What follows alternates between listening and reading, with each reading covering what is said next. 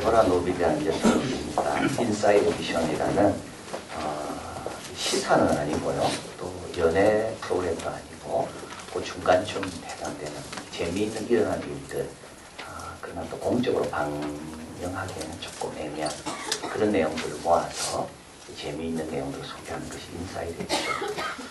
그 이제 진행하는 여성이 데보라 노빌이고요. 이분이 적은 책이 있습니다. 0.3초의 기적, 감사의 힘. 그 프로그램 저도 미국에 있을 때 많이 봤는데 이 뉴스 다음에 프라임타임 뉴스 다음에 여기 나옵니다. 그래서 제가 머리도 식힐 겸해서 이제 봤는데 이 여성이 이 책을 적었는데 이 책을 보면서 제가 야, 이 여성 참 특별하고 귀한 여성이구나 이제 그걸 알게 됩니다. 이 책에 이렇게 내용이 나옵니다. 아이가 배우는 단어 중에 엄마, 아빠 다음으로 배우는 단어가 있는데 그거는 감사다. 언어와 피부가 다를지라도 거의 모든 나라 민족과 부모는 아이에게 가르친 말의 순서가 똑같다. 처음에 엄마, 그 다음에 아빠, 그 다음에 감사해라, 고마워해라. 그래서 우리 교회도 우리 세대식 우리 청소년들 할 때 보면 보호자 이름 적으려면 항상 엄마가 먼저 나옵니다. 배운 순서가 엄마를 먼저 배웠기 때문에 엄마, 아빠, 그 다음에 감사. 그래서 감사는 세 번째 배우는 단어라는 겁니다. 그러면서 한 실험을 소개합니다. 세 그룹을 나누어서 일주일 동안 한 그룹에는 기분 나쁜 것만 생각해라. 두 번째 가운데 그룹에게는 감사할 것만 생각해라. 세 번째 그룹에는 일상적인 걸 생각해라. 집중적으로. 그러고 나서 이제 세 그룹을 일주일에 만나서 이제 조사를 해보니까 제일 행복한 그룹이 어디냐면 감사한 것만 생각한 그룹이더라. 그리고 감기도 안 걸리고 머리도 안 아프고 두통도 없는 그룹이 있는데 그건 감사한 것만 생각하는 그룹이더라. 그래서 이 실험을 한 두 교수가요, 이걸 1년 동안, 긴 시간 동안 생각하도록 하는 겁니다. 실험자에게 1년 동안 감사한 것만 생각해보고, 1년 동안 좀 힘든 것만 생각해보고, 1년 동안 세 번째 그룹에는 일상적인 걸 생각해보고, 그리고 이제 1년 뒤에 다시 검사를 해보니까, 감사한 것만 1년 동안 생각하는 그룹에게는 시기와 원망하는 마음이 별로 없더라는 거예요. 질투하는 마음이 별로 없대요. 감사가 넘치니까. 스트레스에 강해졌고 가족관계가 돈독해졌고 다른 사람을 돕는데 적극적인 여유가 있다는 말이죠. 그리고 마지막에 신앙심이 깊어졌다. 닐 와이즈만 목사님은 감사절 설교에서 감사의 중요성을 다음과 같이 말합니다. 감사는 자만심을 극복하게 한다. 여러분, 감사 많이 하는 사람은 겸손한 사람입니다. 겸손한 사람은요, 자기를 아는 성숙한 사람입니다. 교만한 사람은요, 자기를 모릅니다. 미성숙한 사람이에요. 자기를 모르니까 다 자기가 한 줄 알죠. 자기를 모르니까 자기가 갖고 있는 것에 만족과 감사가 없는 겁니다. 실제로 인생을 살다 보면 지나면 지날수록 혼자 할 수 있는 게 별로 없다는 걸 알게 됩니다. 이게 성숙의 단계에 들어가는 겁니다. 근데 교만한 사람은 자기 혼자 이뤘다고 생각합니다. 감사가 없는 거예요. 그래서 감사할 때 어떻게 됩니까? 자만심이 극복되는 겁니다. 또 와이즈만 목사님 말합니다. 감사는 예배를 더욱 힘있게 한다. 감사와 찬양은 같은 말입니다. 감사할 것이 많은 사람은 예배가 귀한 거죠. 예배가 힘이 있습니다. 감사할 거 없는 사람은 예배드릴 이유가 없는 거예요. 그래서 오늘도 감사란 말이 나와 있고 똑같이 찬양하는 말이 같이 나옵니다. 그래서 감사가 회복될 때 예배가 회복되는 겁니다. 감사가 있기 때문에 감사할 분에게 오잖아요. 감사할 분에게 가는 것이 기쁜 일이잖아요. 그래서 감사와 예배는 같이 간다는 거예요. 또 마지막으로 감사는 삶을, 행동을 풍성하게 한다. 와이즈맨 목사님 말합니다. 감사의 눈으로 볼 때 사실을 더 정확하게 본다. 감사하는 사람은 다른 사람이 간구하는 곳에서 축복을 발견한다.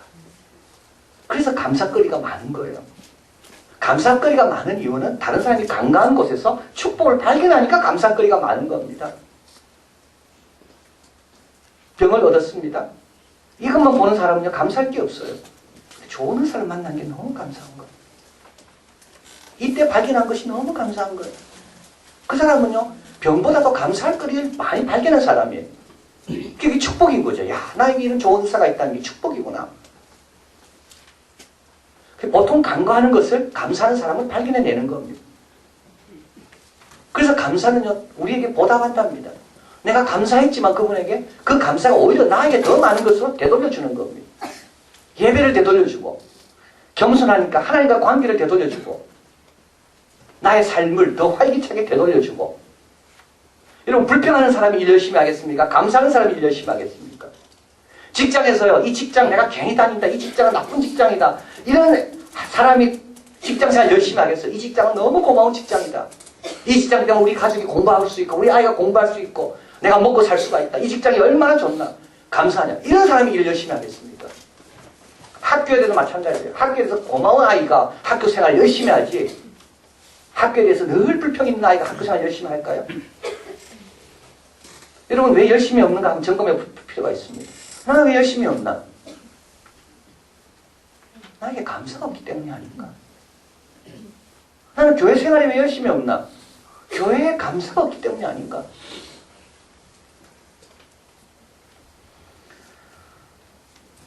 근데 감사와 관련돼서 10대 1의 법칙이 적용됩니다.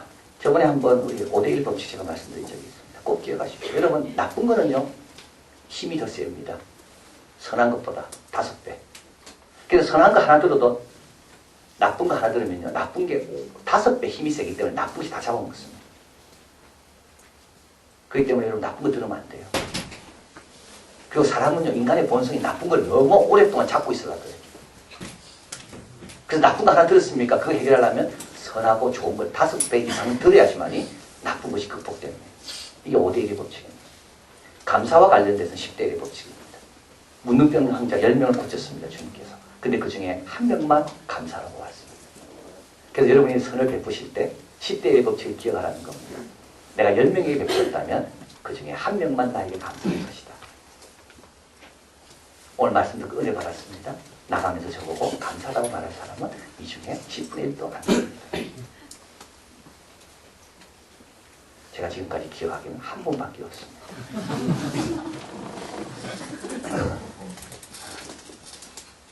그래서 10분의 1은 그것도 최고라는 거예요. 근데 더 중요한 건요, 내가 하나님께 받은 것도 하나님께 감사 표현하는데 우리가 표현하는 것은 받은 거의 10분의 1도 안 된다는 거.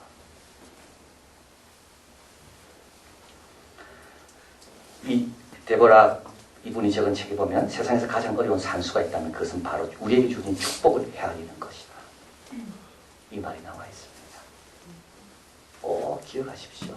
좀 적어놓으시기 바랍니다. 우리에게 제일 어려운 산수가 있다면 그것은 나의 축복을 헤아리는 것이 제일 어렵다. 그 많은 축복이 있음에도 불구하고 산수를 잘 못해가지고 얼마 안 된다고 자꾸 생각하는 겁니다. 사도 바울은 왜 범사에 감사하라고 말했을까요? 왜 사도 바울에게 다 감사거리일까요? 간구하는 곳에서 축복을 발견하니까. 사도 바울은 쉬지 말고 기도했습니다. 왜요? 감사거리가 너무 많이 감사하니까. 사도 바울은 자기의 목숨을 바쳐가면서 선교한다고 그랬습니다. 왜요? 감사가 넘치니까. 자, 오늘 본문에서 어떻게 우리도 이렇게 감사로 충만할 수가 있을까? 범사에 감사할 수 있을까? 그래서 감사가 주는 보답, 보상, 예배가 막 살아나고 삶이 다 힘이 있고 하나님과의 관계가 좋아질 수 있는 감사의 사람으로 내가 어떻게 변할 수가 있을까? 오늘 본문에서 감사의 이유를 세 것에서 발견하라. 그러면 감사로 충분해진다 말씀합니다. 첫째는 하나님의 성품에서 감사의 이유를 발견하라 말씀합니다. 1절 같이 있습니다. 여호와께 감사하라. 그는 선하시며 그 인자하심이 영원하미로다. 우리 하나님의 성품 두 가지가 나와 있죠. 하나는 선하시고요, 하나는 인자하심입니다. 하나님은 선한 분입니다. 그래서 너무 감사한 일입니다. 성품 좋은 분 만나면 그 성품 때문에 감사하잖아요. 그 성품 때문에 내가 얼마나 많은 걸 누립니까? 저 성품 때문에 누리는 거죠. 내 자격 때문에 누리는 게 아닙니다. 그분의 성품이 좋아서 내가 누리는 겁니다. 누군가 또 나로부터 뭘 누린다면 내 성품 때문에 누리는 겁니다. 사실은 하나님은 선하다고 되어 있습니다. 그것은 어디서 왔습니까? 그것은 어제는 그래서 보니까 그것은 God, 하나님, God에서 왔다는 겁니다. 모든 스몰 굿은 대문자 God, 대문자 G, 우리 하나님께로부터 온 겁니다. 선의 원천, 완벽한 선. 우리 하나님의 말씀은 다 선합니다. 여러분 믿고 따르면 됩니다. 하나님은 악의를 갖고 쓴 건 하나도 없습니다. 다 하나님은 선의를 갖고 우리에게 주신 겁니다. 하나님은 우리를 실망시키지 않습니다. 왜냐하면 모든 것도 다 협력하여 선으로 이루시는 분이기 때문에 기다리면 되는 거죠. 순종하면 되는 거죠. 여러분이 야 하나님 좋은 분인 줄 알고 왔는데 아니었구나 그런 경우는 절대 없습니다. 하나님은 알면 알수록 우리 하나님은 진짜 선한 분이시구나. 너희가 악할지라도 자녀에게 좋은 것을 줄 줄 알거든 하물며 하늘에 계신 너희 아버지께서 구하는 자에게 선한 것을 주지 않겠는가. 여러분 지금 누리고 있는 거 있죠? 이거 몰라서 그러지 전부 선한 겁니다. 하나님이 지으신 모든 것은 다 선하네. 감사함으로 받으면 버릴 것이 없습니다. 우리 하나님은 그 선한 분이시다. 그래서 감사한 겁니다. 하나님 말씀이 좋은 겁니다. 우리 하나님의 선함이 거기 다 담겨있기 때문에. 또 하나님의 인자하심이 나와 있습니다. 이 인자하심은 헤세드라는 말입니다. 헤세드는 구약에서 제일 중요한 단어일 수 있습니다. 이렇게 말합니다. 언약적인 사랑, covenant love 또는 steadfast love. 사랑은 사랑이지만 좀 다른 사랑이에요. 뭔가 좀 견고한 사랑. 사랑의 특징이 있죠. 사랑은 뭐죠? 사랑은 자발적인 겁니다. 사랑하면 자발적으로 의무를 지려고 그런다. 짐을 지려는 게 이게 사랑입니다. 사랑하는 사람에게 짐 지는 게 전혀 문제가 안 됩니다. 그래서 여기 인자라는 말은 이거는 자비라는 말이 아닙니다. 긍휼이란 말. 긍휼이란 말은 그건 뭐냐면 여성의 자궁을 말하는 겁니다. 다른 뜻이 있어요. 여기서 인자라는 말은 두 가지 뜻이 있는데 하나님의 사랑인데 의무를 지는 사랑인데 의무가 전혀 부담스럽지 않는 자발성과 또 한 가지는 지속성. 그래서 인자와 영혼은 함께 나올 때가 많이 있습니다. 하나님께서 우리에게 자발적으로 우리의 짐을 져주시는데 이거는 자발적인 거고 또 한 가지는 영원히 져주신다. 그래서 언제 찾아가도 하나님은 동일한 마음으로 우리를 맞이해 주신다. 그 사랑에는 변함이 없다.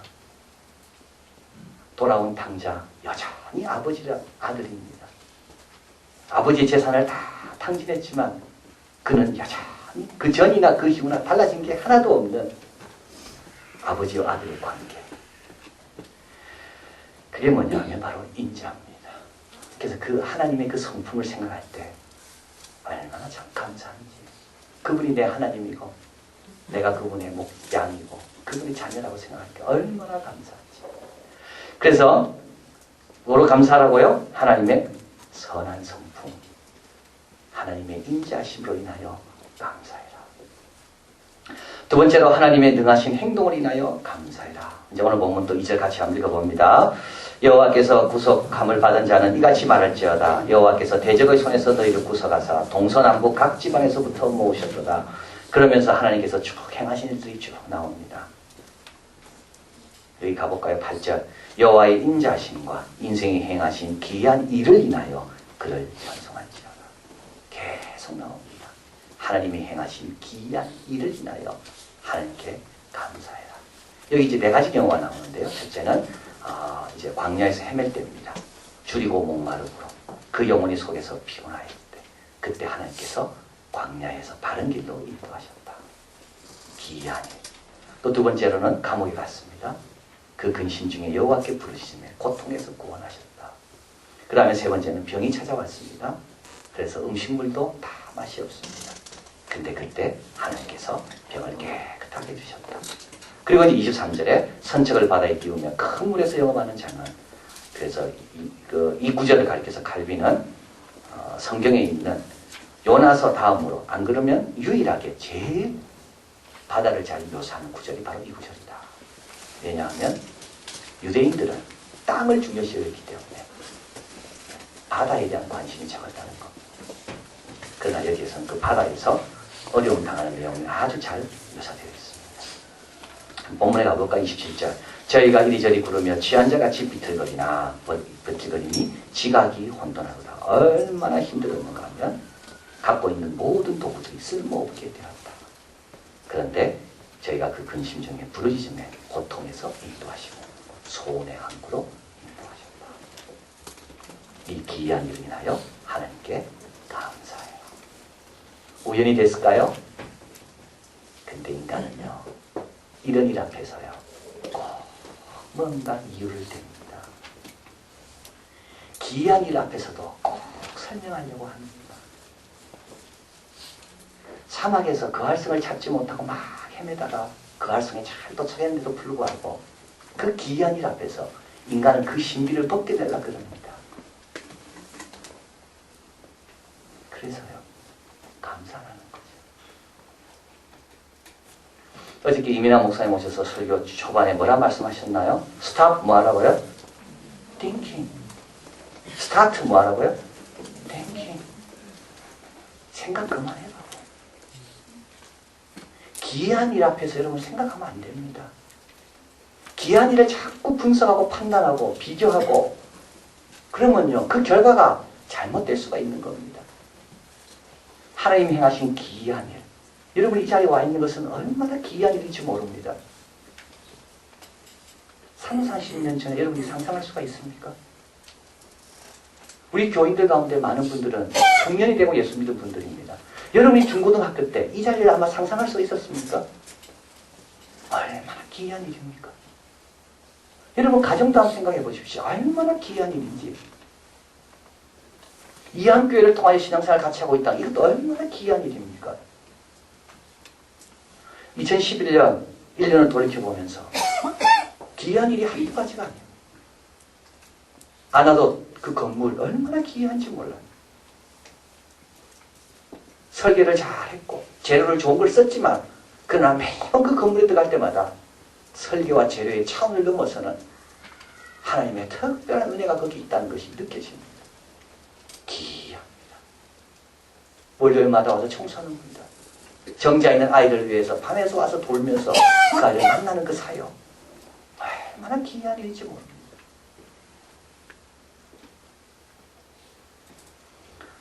어저께도 많은 분들이 왔습니다. 어떻게 왔을까요? 참 기이하죠. 16명의 아이들이 군대 가 있습니다. 다치지 않고 군대 생활 잘하고 있는 거 얼마나 기이합니까? 여러분 한번 조용히 잠잠히 자기 한번 생각해 보십시오. 내가 이런 가정을 꾸미는 거 기이하고 내게 이런 믿음이 있다는 거 참 기이하고 지금까지 살아온 것이 참 기이하고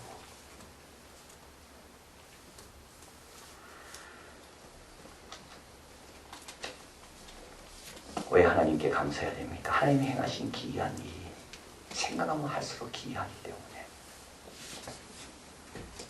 오늘도 해가 뜨고 해가 지고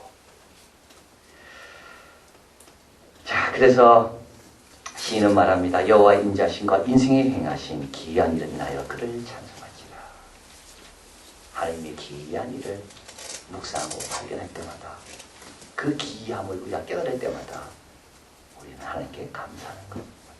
그래서 첫 번째는 하나님의 성품을 인하여 감사합니다. 두 번째는 하나님이 행하신 기이한 일, 앞으로도 행하실 기이한 일, 그로 인하여 하나님께 감사하는 겁니다. 그리고 마지막으로 우리 하나님께 감사하는 이유는 하나님과 우리와의 관계를 인하여 감사합니다. 오늘 본문에 보면 네 가지 이제 형편에 놓이게 되죠. 감옥에 있고 병을 얻고 배를 띄우고 또 이제 광야에서 근데 동일하게 나오는 단어가 있죠. 그게 뭐냐면 그 근심 중에 여호와께 부르짖음에 그 근심 중에 여호와께 부르짖음에 사실 부르짖을 만한 자격이 안 되는 사람들이에요. 감옥에는 그냥 갔나요? 여호와의 율법을 멸시해서 감옥 간 겁니다. 병은 그냥 얻었습니까? 이 경우에는 교만해서 병 얻었습니다. 바다에는 그냥 갔습니까? 성결하러 갔습니까? 아닙니다. 돈 벌려고 간 거예요. 근데도 어려움 당할 때 기도하니까 하나님께서 들어주시는 겁니다. 하나님 들어주신다는 말은 뭘까요? 하나님께서 응답해 주신다는 말은 뭡니까? 하나님은 그 자리에 있다는 말입니다. 감옥에 가면 감옥에 그 자리에 계시는 거예요. 사업하러 멀리 떠났지만 그 사업 자리에 가보니 거기 하나님 계시는 거예요. 또 한 가지는요. 감옥에 있는 나를 부끄러워하지 않는다는 것. 병으로 인하여 사망의 그늘 가까이 온 나를 하나님께서는 부끄러워하지 않는다는 것. 시편 23편에 보면 여호와는 나의 목자신 내게 부족함이 없으리라는 말이 나옵니다. 이 구절이 바로 이 내용과 똑같습니다. 목자는 뭡니까? 목자는 양이 있는 곳에 있는 게 목자입니다. 이게 성육신입니다. 목자는 양이 있는 곳에 함께 있기를 부끄러워하지 않습니다. 이게 목자입니다. 양이 사망의 음침한 골짜기를 간다 할지라도 목자는 버리지 않고 그곳에 같이 있습니다. 원수의 목전에서 상을 베풀려면 원수 앞에 있는 양, 그 옆에 누가 있냐? 목자도 같이 있는 겁니다. 시편 23편에 여러분, 이 목자에 의해서만 나와 있지 양이 어떤 양인지는 안 나와 있습니다. 말 잘 듣는 양일까요? 안 그러면 고집 센 양일까요? 선한 목자는 양에 상관없이 양이 있는 곳에 함께 있다.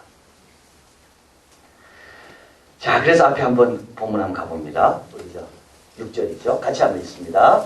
나의 평생간 선하심과 인자심이 정녕 나를 따르니. 여기 중요한 게 내가 따라가는 게 아니라 주님이 나를 따라오시는 겁니다. 나는 돈 벌려고 바다에 갔어요. 근데 그때 어려움 당할 때 주님께서 풀어주시는 거예요. 나는 내 실수로 인하여 어려움 당하고 있어요. 그래서 감옥에 갔어요. 근데 주님은 끝까지 따라와 계시는 거예요. 그래서 시인은 마지막에 이렇게 고백합니다. 내 잔이 넘치나이다. 우리의 최고의 감사는 뭡니까? 내가 그분의 양이 된 것이 최고의 감사인 겁니다. 내가 그분의 자녀 됐다는 것이 최고의 감사입니다. 내가 어디 가든지 그분은 선하심과 인자심이 나를 따라온다. 정녕 나를 따르니 내 평생에. 감사의 힘이라는 책에서 감사의 태도 질문표가 있습니다. 그 질문표에 이제 그 감사를 실험한 1년 이상 실험한 분인데요. 이 책에는 이게 맨 마지막 이런 내용도 나옵니다. 이 감사를 실험한 사람들이 바뀌었을까 실제로 실험만 하고 자기는 감사 안 할까? 그런데 이 실험을 한 사람들도 많이 바뀌었답니다. 감사하는 사람으로. 왜냐하면 실제로 보니까 감사하는 사람이 삶이 다르거든요. 그래서 실험을 하다가 자기도 감사하는 사람으로 바뀌었대요.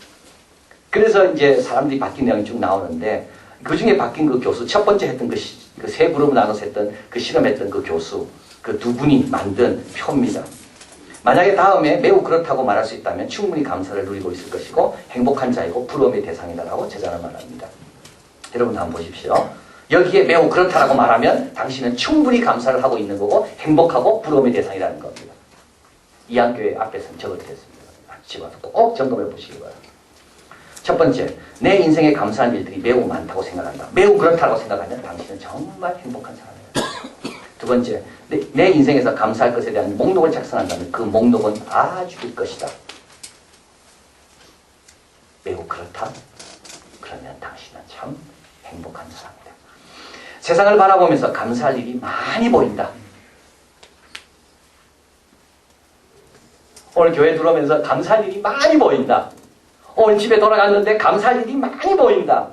오늘 직장 갔는데 감사할 일이 많이 보인다.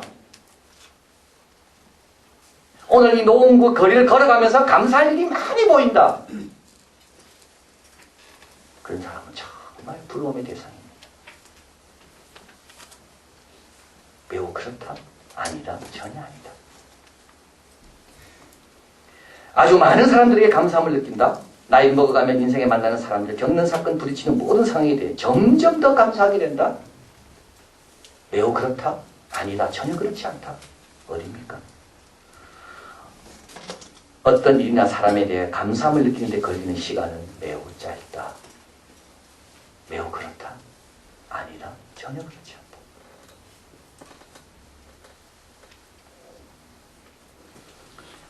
근데 우리의 이 질문에 대한 답은 뭐죠? 우리 매우 그렇답니까? 아닙니다. 내 잔이 넘치나이다. 나 같은 자를 끝까지 포기하지 않고 내가 어디 가든지 나를 쫓아오시고 내가 힘들 때 기다리셨다가 내가 간구할 때 최고로 응답해 주시는 그분이 내 목자고 나는 그분의 양이라는 것. 내 잔이 넘치나이다. 여러분 어떻습니까? 하나님의 성품으로 묵상하시기 바랍니다. 하나님의 기이한 일들이 얼마나 나한테 많이 일어났는지를 확연하게 되기를 바랍니다. 그리고 하나님과 나와의 관계, 나는 약할지라도 믿음이 없을지라도 하나님은 나를 떠나지 않는다. 언제라도 내가 있는 곳에 함께와 계신다. 그분과 나의 관계를 인하여 정말 내 잔이 넘쳤다. 그러면 우리의 삶은 더 활력이 넘치고 우리의 교만은 극복되고 우리의 예배는 더욱 힘차게 될 것입니다. 기도하겠습니다.